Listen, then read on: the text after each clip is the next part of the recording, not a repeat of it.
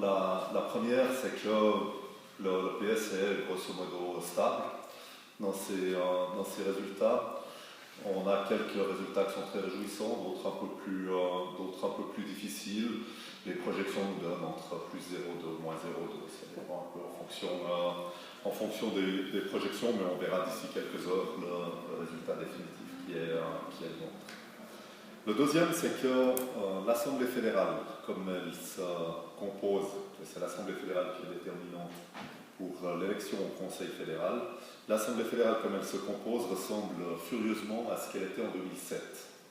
Alors vous vous souvenez peut-être qu'en 2011, Radicaux et UDC avaient perdu ensemble 13 sièges.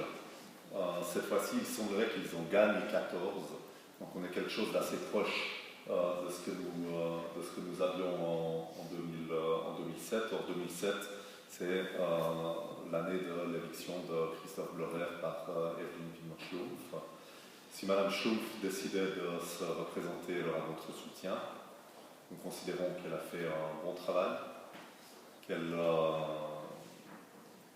incarne cette Suisse ouverte et moderne, qu'elle fait des réformes qui sont nécessaires dans le domaine fiscal et qu'il n'y a pas de raison majeure à ne pas réélire un conseiller fédéral sortant.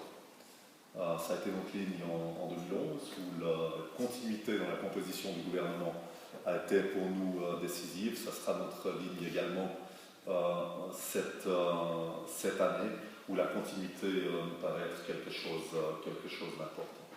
Si elle devait décider de ne pas se représenter, vous connaissez les chiffres, avec 44% des élus, ou 44% des voix au niveau national, sans majorité à l'Assemblée fédérale. Il n'y a pas de raison de considérer que l'UDC et les radicaux ensemble pourraient avoir une majorité automatique au Conseil fédéral.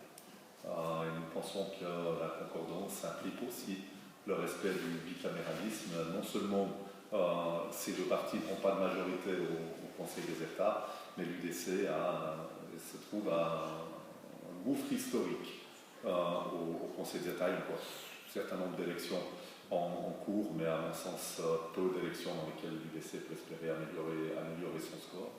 Donc, dans une vision globale, il n'y a pas de raison de ne pas considérer ces éléments de manière complémentaire. Et puis, la dernière remarque que je souhaite faire a trait aux objets de fond.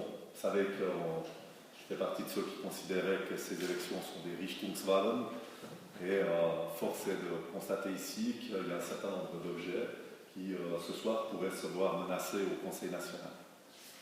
C'est certainement le cas de la révision de l'AVS, puisque les partis favorables à l'augmentation de l'âge de la retraite sont tout près d'une majorité.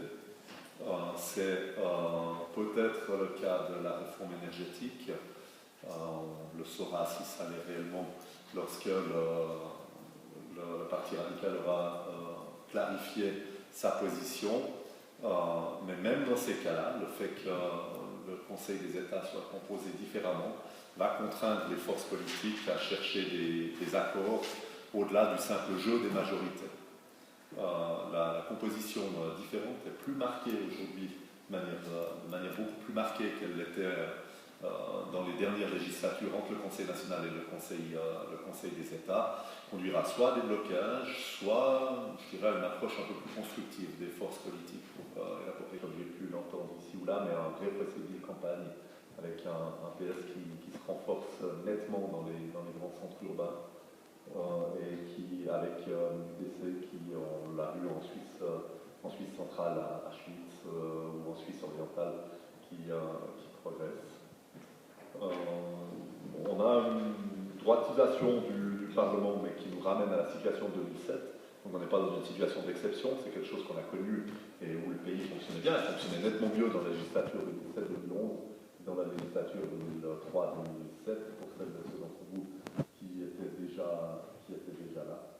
Et puis des sujets qui devraient nous inciter à chercher des compromis avec deux chambres qui menacent de se bloquer mutuellement, mais qui pourraient aussi s'enrichir mutuellement. Je suis un optimiste comment nos institutions fonctionnent.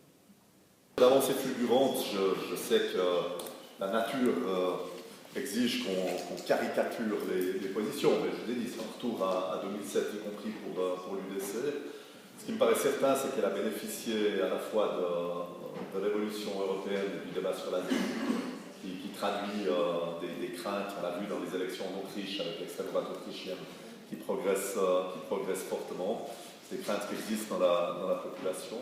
C'est des moyens financiers à nouveau très importants qui ont été engagés dans cette campagne. Et puis, en nombre de sièges, il y a un certain nombre de cantons dans lesquels ils ont eu ce qu'on appelle en allemand le Proportsglück. Mais bon, ça fait partie du jeu.